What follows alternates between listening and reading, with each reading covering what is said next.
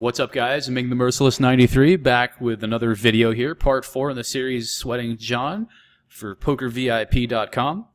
And we're going to kick things off with a little bit of that 8-9 suited in early position. So we're going to raise that up, see how that goes. We're going to definitely defend King 6 versus the min 3-bet. That shit's a bit whack, and probably just check fold this board. Not really all that great. Even though we have a hand that could check raise, don't really want to. Definitely going to be trying to bet him off of the ace-jacks, or, not ace-jack rather, but ace-queens and ace-king combos. So definitely going to go ahead and raise in that spot. Or not raise, but go ahead and bet. We have a lot of equity, obviously. We're just going to double barrel. We're double barreling there regardless of whether he calls the turn or not. That's that double barrel groove. See what happened with 8-9 suited. Doesn't look like anything interesting happened, though, so that's okay. We are going to 3-bet with ace-queen on the button. Not particularly close here. 3-bet city.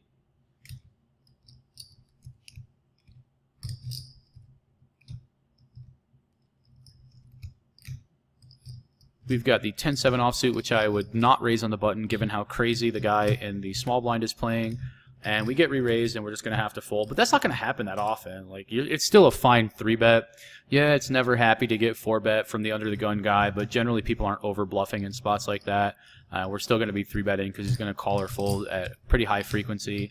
And the worst thing that can happen is that we get 4-bet and don't see a flop. But that's just really not going to happen all that often. When you think about it, if they're continuing with not very many of the combos in the deck, like you take a program like Poker Stove, for instance, and then you look at the average under-the-gun 6-max player's opening range, you're going to see that they're going to play all their suited aces in a lot of cases.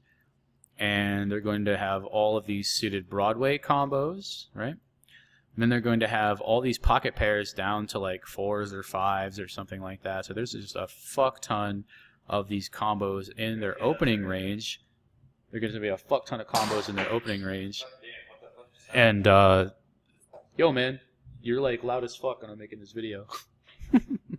So anyway, there's a lot of combos in their opening range, and then that is going to be filtered out when they're 3-betting. So when you 3-bet, they're going to probably call again with all these. This is going to be in the 4-bet range, so we are going to get 4-bet by queens, kings, aces, ace-king for sure.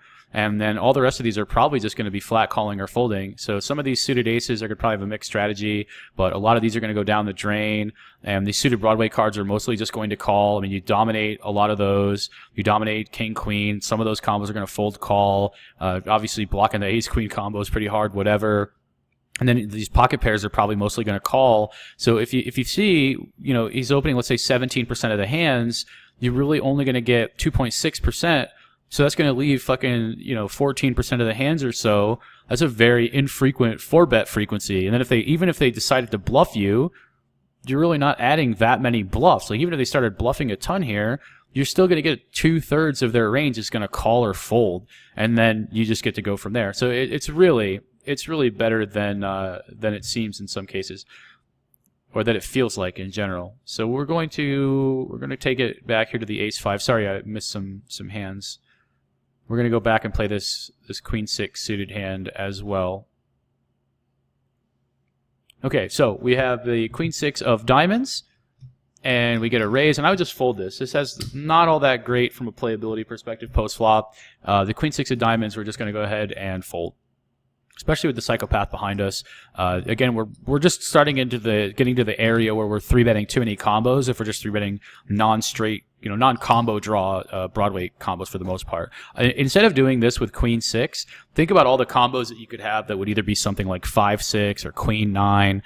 You could just have way better combinations as far as your linear 3-bet range goes. This is just, it's not good necessarily for board coverage. It's just, overall, this is not the type of combo that you want to 3-bet just because it's suited. This used to be okay back in the day when people just overfolded to 3-bets almost every single time. Back in the day, even myself in some cases, you'd be folding something as strong as ace-queen to a 3-bet. You'd be like, whoa. But that's really not the case anymore, and you'd rather have the cards work together in a sense that they're suited and they also make straights. So hands like queen 6, king 6, king 3, king 5, they're all pretty much garbage, and they're only really going to be if your opponent is very, very, very tight versus 3-bets. So we do see this ace-9, and again, this is not a great board texture. We don't have any backdoor draws to speak of. Your opponent's not going to fold a ton. This is just a very, very poor scenario here for us. I would not be betting this board. I would just check out of position and essentially be giving up in a spot where we just don't have that much fold equity. Not going to want to barrel a ton. And like even on this card where we improve our equity somewhat versus ace-x combos, it's still pretty bad. You know, you might be able to just triple barrel off here on non-spades because you're blocking ace-queen. And you're blocking 5-6 suited, and you do have an open-ended straight draw. But the problem is, if you hit a 5, you could already beat by 10 jack, and you're probably not super likely to get paid off. And then you have the spade, which is just a tainted out, and 10 jack could definitely just beat you anyway. So it's just not that great. But if you start by just giving up pre-flop, then we don't get into that spot post-flop. And then if you start by checking and giving up on the board texture where you're not really going to play well in turns or rivers, then we're not in that spot. So there's just, you know, again, it all sort of starts with what we did on the previous streets, and that sort of led us to kind of bleeding money in a spot where we don't really want to. I think you're okay doing either with ace-5 here. I'm fine calling. I'm fine 3-betting. Mixed strategy is good. This time we elect to call, which is perfectly fine. Queen-5 of spades is going to be a folding combo, and we're definitely just going to call in position with the ace-5. Then on the 6th turn, we are probably going to call a second time. He could certainly double barrel with flush cards, flush combos. I will say that on an ace-high board, your opponents, once they're called, they definitely shut down a lot. So if they're double barreling an ace-high board, it's really only going to be high equity draws, and ace-x are better. So basically for value, and then their best draws, which is the majority of what's going on here. And I think there's no real value in betting, since a lot of the time he's either going to have a better ace that wants to bluff catch against the club combos, or not, but heart combos rather, basically all the misdraws, or he's going to have a hand that's not really going to call a bet like that. So either has a hand that's not calling a bet. We don't want to put ourselves in a weird spot where we get check raised and we're in a tough spot with a medium strength hand and no real read on our opponent's river frequencies or anything like that. And it's difficult to get paid off. And in this spot, he actually bets 10. So let's take a look at his play in that scenario. And let's go back and play the hand over with him having 10-7, because I actually think his play is slightly interesting. Previous pre-flop, that's good. He can definitely raise there. And then he has 10-7 in this spot, which I like his bet, because this is a hand that doesn't really play well on turns or rivers. So he's betting here with a depolarized range on a board where if he checks and calls, then he's really screwed. Even if he had 10 of clubs, 7 of hearts, that would be a better combination for him to check call the flop with, because the 7 is going to give him equity against ace-x. It's going to give him a blocker against your flushes when the third heart does hits. It just plays way better across turns or rivers. Yes, you have an ace here some percent of the time, but you're also 3-betting a lot of aces, and when he does end up c-betting here, you're going to fold every other combo, and he gets to basically fold you off of stuff like, well, I mean, you're not folding any hearts. He gets to protect against hands like Queen Jack and Queen King, those types of combos, and he does get to the ability to maybe bluff you off of a slightly better 10 at some point in the hand, but it's mainly because his hand is often best. You're either going to have a lower pair, or you're going to have one pair, or you're going to have the occasional flush draw, or you're going to have a gut shot with 2 overs, and it's just, you know, you're going to 3-bet a lot of your aces. There's a lot of reasons here to have a strategy that bets ace-x plus, checks some aces, bets some 10x, checks some 10x. It's just a mixed strategy spot out of position. And generally a good rule of thumb is that if you have a 10 that plays well across turns and rivers, you should be more likely to check it. And if you have a 10 that doesn't play well across turns or rivers, then you should be more likely to bet it. So this 10 would fall into the more likely to bet it category, whereas 10-7 of diamonds or 10 of clubs, 7 of hearts, those would fall into the backdoor flush draw, plays a little better. Let's just go ahead and check those combos. So I like his bet here on the flop, given that information. Now, once he gets called, this is where it's a little bit on the dicey side of things, because even though there's 2 flush draws out there, even though he could bet again, now I don't like the bet because of a few reasons. Even though you have a hand like King Queen, that might 3-bet, so you might not always have it. Same thing with Queen Jack. You might have it some percent. You have mixed strategy with the Broadway gut shots here. More importantly, you have a ton of combos that are going to be ace-x and then 10x that is bigger. So on this turn, I don't think he's getting a fold from Queen 10. I don't think he's getting a fold from any 10 that beats him. So if I'm betting a 10 on this turn, it's going to be to triple barrel bluff, but then I'm assuming that I'm going to be bluffing you off of 10x and that you're filtering your ace-x combos by 3-betting too many of them, and that you're not going to really be putting me in a difficult spot and a lot of rivers, but then I have to worry about diamond rivers, I have to worry about heart rivers. It's just not a great spot to be double barreling, having to triple barrel him off of a better 10 that's never folding. So your opponent, when he calls the flop, can have gut shots. Some of those might 3-bet, flush draws, the occasional 2-pair plus.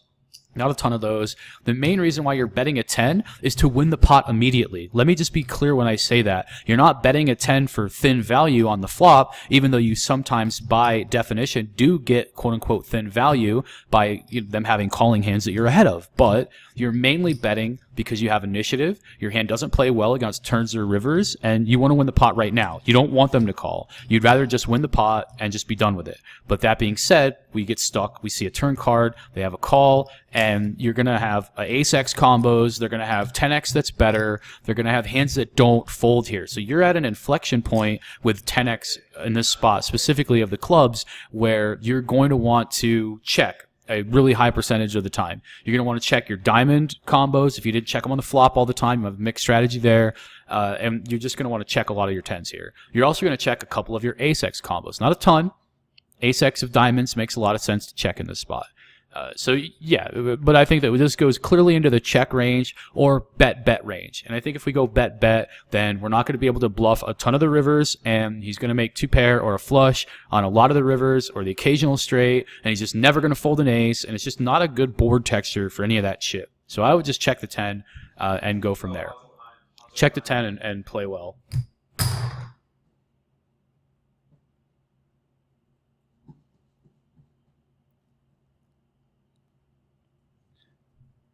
I'm good folding the ace-5. Yeah. So yeah, it doesn't work out for our opponent, and it's he doesn't have to bluff the river in this spot specifically, I guess, because all the draws did break out, and even a 10 that's better is probably going to call at some frequency. But yeah, just going back to it, you know, just bet the flop for sure in his shoes, but then just check the turn. Checking the turn has just got to be what you're up to in that spot. Jack 7, we're just going to be getting the hell out of dodge. Not really much going on with it. King 6 offsuit. Not going to be isolating with King 6 offsuit. Against homeboy under the gun. Not going to play all that well. Ace 9. We're certainly fine raising four-handed. Jack 9 in the folding range.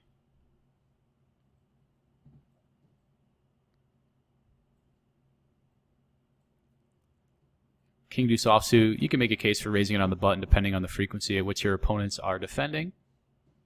But certainly, as a default, you don't really have to raise that lightly. Looks like we are sitting out, which means we're going to go to the next video here as we continue on. And it looks like we're popping off with some action to begin with. We got ace king and we have pocket 10s. We're going to 3-bet with our pocket 10s. We're going to raise with our ace king. And with the king of diamonds here, it's kind of a mixed bag. So let's talk about this. You have a gut shot and you have the king of diamonds, but the board texture really favors the other dude. You can certainly flat with jacks. You can have a ton of queens. You can have 9-10. It's just a board texture that's really bad for us. Even on a diamond, you're just going to get called down too often to want to fucking barrel here. So even though I have the king of diamonds and a gut shot, I'm going to put this in my check call range. I'm going to be able to check call here with Jack X of diamonds, Jack X in general. I'm going to check call here with something like Queen X on occasion.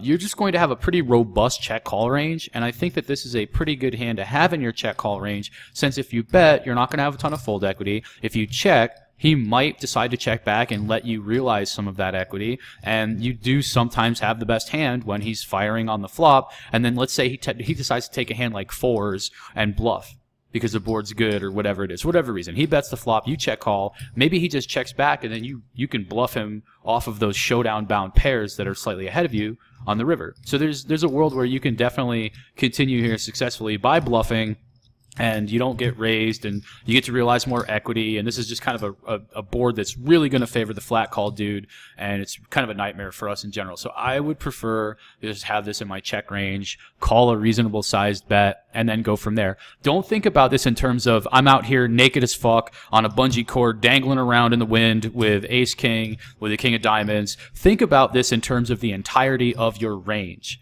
What other combos are you checking here, and how does the ace king fit into that? And you can have a bunch of jack X and queen X combos.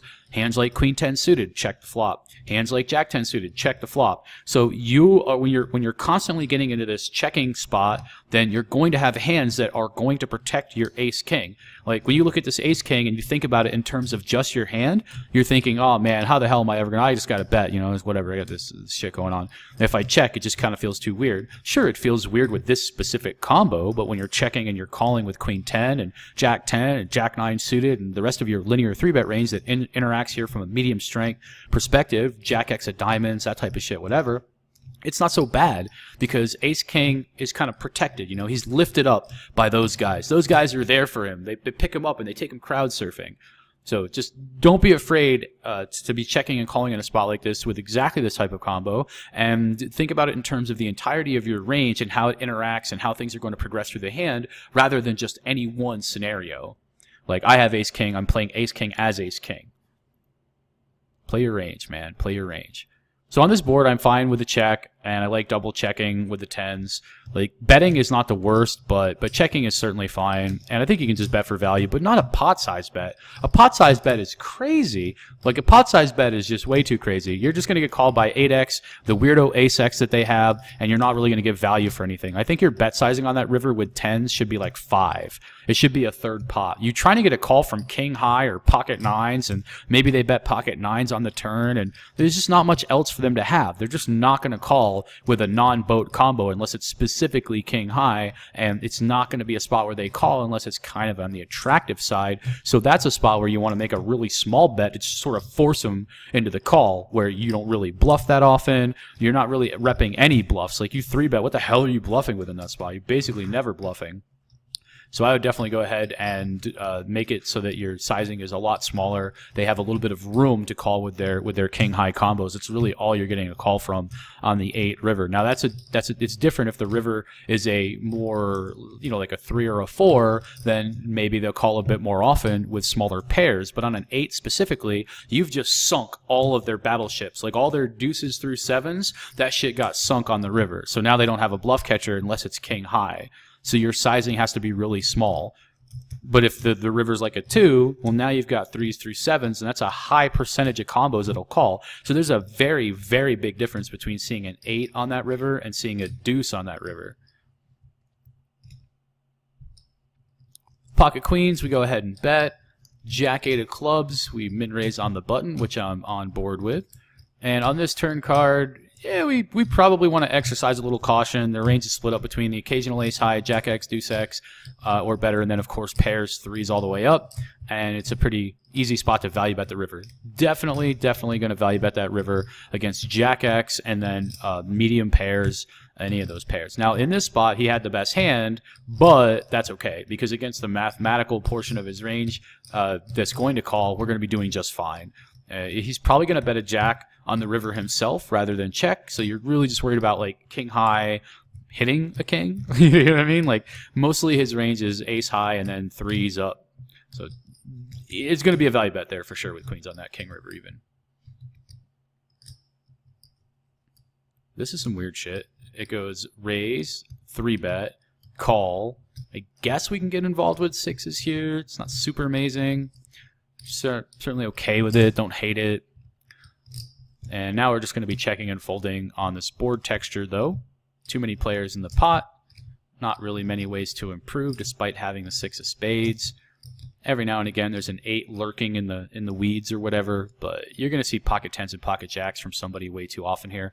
Pretty optimistic to believe that everybody in the brothers got, something like ace king or ace queen.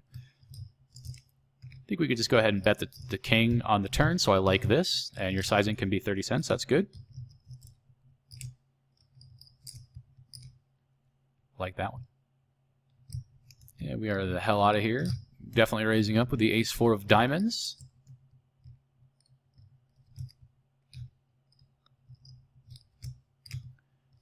And we have 3 8s with a 3 and a deuce on this board now.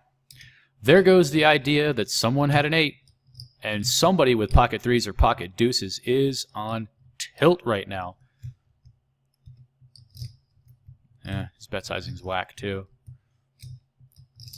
Bet sizing is so important, guys, because it's not only what you represent to your opponent, but it affects their ranges to be able to call or bluff or anything. And it affects your ranges, what you represent, what's in your range, what's out of your range. Bet sizing is fucking paramount. You guys need to think. You need to think from a balanced perspective, from an exploitative perspective. If I bet one size or another, what's in or out of my range and the eyes of my opponent? What is my opponent going to be incentivized to call, fold, or raise versus certain bet sizings? What is my opponent capable of? What is his standard line? What does he like? What does he dislike? What's his favorite color? Raise it up with King 10, the offsuit variety. And it looks like we're playing King 10 over here as well. Let me just see what happened here, because the other King 10 didn't pan out. So we're going to raise it up with King 10 of offsuit, and Come On Fish is going to call on the button. I think. Come on, Fish. Let's do this. I think that that's a really aptly named screen name just because he's slow. We're always waiting for him. So, okay, so from a... Let's go with this. Let's go with this. This is a board texture, clearly favors the flat caller rather than us. We're going to have way too many Broadway cards that bricked. Our value range here is going to be sets and overpairs, and then we're going to have a bunch of flush draws as well. So knowing that this guy has got a high propensity to call and not fold, we want to take the hands in our range that are at the middle and bottom of our betting range and shift them into our checking range, either to give up or to check raise or to check fold, whatever the fuck it is, check call on a rare occasion. And I think King 10 is going to fall into the latter category. We're just going to check and then probably fold. Maybe there's a world where we call like a $2 bet or something like that just because we have 2 overs in the heart. But for the most part, we're probably just going to give up here. This guy is just too loose in position, and it's just too optimistic for us to be bet flop and then, 9 of hearts on the turn or 10 of hearts. 10 of hearts wouldn't be a bad card. We get value there. But, Jack of hearts on the turn. Now we barrel off. It just ends up being too crazy in the name of balance or trying to get the guy to fold some things on the river. And I think there's just check folding is probably going to be our best line against this dude. I wouldn't hate a check raise, but again, he does interact here quite a bit. I think that the turn is a spot where we probably should be betting, though. Let's get back to the turn.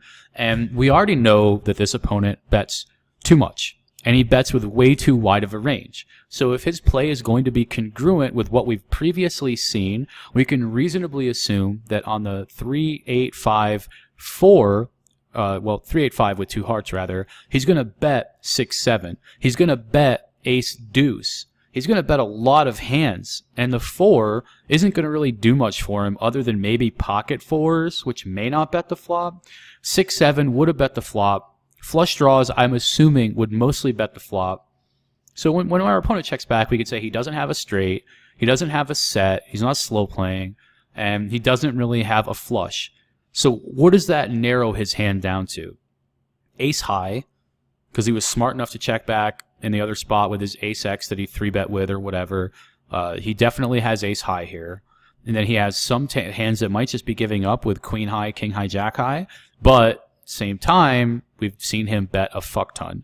So when I see a guy like this check back, I would assume that given his high propensity to bet at a high frequency, that his value combos are all out the door, his strong bluffs that would have now become made hands like 6-7 or hearts are all out the door, no sets, no 2 pairs, unless he has 5-4 or 3-4. Like second pair might be the type of hand he checks back. I'm assuming that he has a lot of ace high. I'm assuming that he has some ace of heart X combos here, obviously, and occasionally he might hit pocket 4s, and he might hit 5-4, and he might hit 3-4. So there's like a smattering of those hands, but generally you're just not going to see that many strong hands in this guy's range. So despite what we've said about this opponent, I think this is actually a really good spot to attack with the 2 over cards and the king of hearts in a spot where you can still have over pairs that would have checked the flop to then play these 2 streets. It just ends up being a pretty good spot for you to be betting twice. So I just go ahead and bet the turn here and bet the river in a lot of cases, because the way that he's been playing, I just don't see him having a check back flush draw, a check back straight draw with ace deuce or 6-7. I mean, maybe ace deuce a tiny percent of the time, but probably not. I mean, he's not. Is he really flatting ace deuce offsuit? Probably just suited. So hearts are betting, spades are betting flop. So maybe ace deuce of clubs and diamonds on the turn, and even then it's just like, yeah, you know. So I think you just have a prime spot to be betting the turn and betting the river, and using a relatively large sizing is important. So I bet pretty big. That being said, we get here. Hopefully we can just bet like $3 or something. I don't really like the pot size bet because he's not going to make that many mistakes against this sizing. Like, we're never going to get a bluff raise out of him. So if he raises us, he basically just has the fucking ace of hearts and probably not the queen.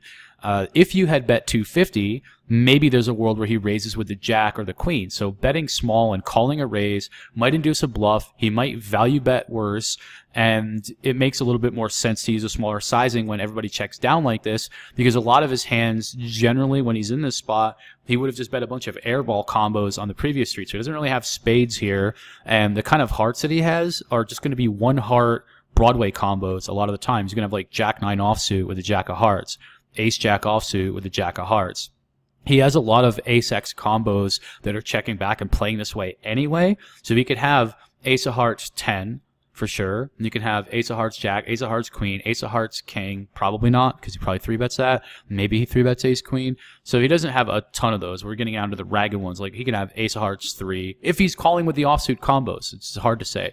But he has some smattering of ace of hearts X in his range, and a lot of his other hands are suited. So if he had something like, the problem with his board texture is that everything kind of interacts. 9-10 probably bets the flop. 10 jack, all the hands that wouldn't bet the flop that would have a heart in them are kind of being blocked on the river quite a bit by that 10 of hearts. It's really difficult, other than something like queen jack with a heart, and queen jack with a heart's probably betting too. So the problem is that you're in a spot where your opponent doesn't have that many hands that can call that are worse. So this is, even though you have the best hand here, like a high percent of the time, it's very difficult for us to get any value the way that this hand was played, the way that his range is made up. So I prefer a smaller bet sizing, because that's going to allow him to make the most mistakes. That's going to allow him to call with a non-heart combo. That's going to allow him to bluff raise if he does get here with a queen X of hearts or queen of hearts X or jack of hearts X, whatever. That is going to allow him to make the most mistakes, and this is going to give him the easiest, most binary decision, where if he just has 2 random ass spades in his hand, he's done. He's got queen jack of clubs in his hand, he's done. He's not really going to bluff raise this sizing. So I think that this is a spot where we kind of over-represent our hand, or we kind of just, we're trying to get that value bet in, but I think we're going to make more money by making a much smaller bet versus this guy, the way that this hand was played. That being said, I hope you get the call.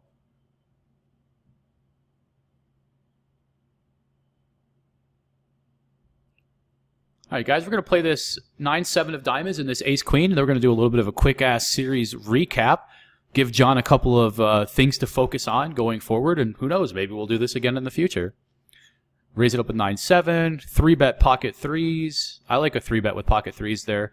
You're going to get squeezed a lot, and this is just it's a good hand to be 3-betting in this day and age, rather than flatting the button with rake and people squeezing you. And yeah, we're just playing way more of like a red line type of a game in this day and age with solvers and everything else. So I just have this shifted into the 3-bet range. That being said, we'll flop a full house. Why the fuck not? And yeah, see, that's what I meant. I wasn't even looking at the other full house. I knew. Like, I knew. So clearly we have a call with queen 8. There's no reason to raise in this spot. And we just have a call. Basically, we just have a call like every which way. I don't really like a raise there with the queen 8. If he has a queen, you're probably stacking him anyway. And if he has a hand like 10 jack or jack 9, you'd love for him to hit the turn, rather than fold a hand that could make the second best hand that would still be really strong from an absolute hand strength perspective. And same thing with kings or aces. You don't want to tell them you have trips. You want to let them value bet. So even though you're kind of getting some value here, he probably just has a queen a lot of the time, or he's boned with one combo of 8s. But I definitely prefer to just like call and raise a future street. And on this turn card, I think it's kind of important to just call again. Now let's go back. Let's go back here with the pocket threes. So the reason why I think it's important to just call here again is because there's a world where he doesn't have a flush, first of all. If he has a flush, he's going to bet the turn, bet the river, decide versus a raise, whatever. Yeah, there's some bad rivers for you, like an ace kind of sucks or whatever. But if he has an ace here, then you'd rather have him think that he has the best hand. When you're calling the flop and calling the turn, in a single raise pot, you can have an ace with a worse kicker than a 10. But if you raise the turn, you're basically saying, hey, I have pocket fours, I have a flush, I have ace 3, ace 4. You're saying that you have a flush or better, and then what bluffs are you going to have? Are you bluffing with 4 or 5? You don't really have all that many bluffs in this spot. You're not really incentivized to have that many bluff raises in this scenario, and you're beating pretty much everything, and you want it to value bet down. So even though you want to raise here because you have a boat and you're trying to trap an ace for a big pot, if you just call here and there's like 14, 12, 13, whatever in the river, chances are you can get a river raise in, and then he's going to be more committed to the hand because the pot's bigger, and he might also just have something like the king of spades here. He might have ace with a spade, and which is why he's more comfortable betting. And there's just a world where you just make more money in that spot. I mean, if let's say he's got some weird shit like pocket kings, that shit's probably going to fold on the turn even. So, I mean, depending on how wide his range is and what he does frequency-wise with his bets, I mean, I think that we're just making more money by calling here and then playing the river, basically. So I think that raising is just kind of, you have a hand that's really high up in your range, and this hand doesn't really benefit from equity protection or denial, and you'd rather have him hit a spade, you'd rather have him bet the river for value with trips, you'd rather let him know later that he probably doesn't have the best hand, and he's probably going to be more likely to play poorly in that scenario. So I would rather just call here for all of those reasons, and then go forward. That being said, I like the ace-queen re-raise.